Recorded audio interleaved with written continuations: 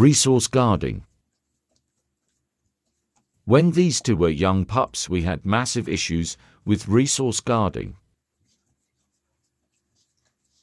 Not due to a lack of resources, but wanting what the other had.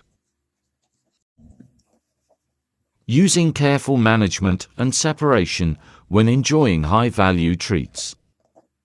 Only giving shared access to low-value toys when not supervised.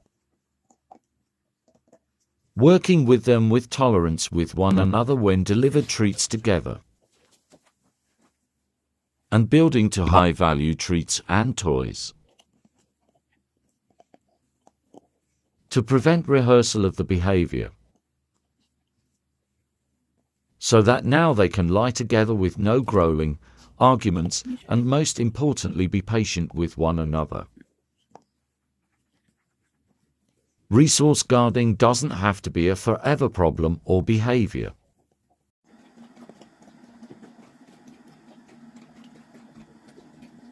Patience, management and prevention.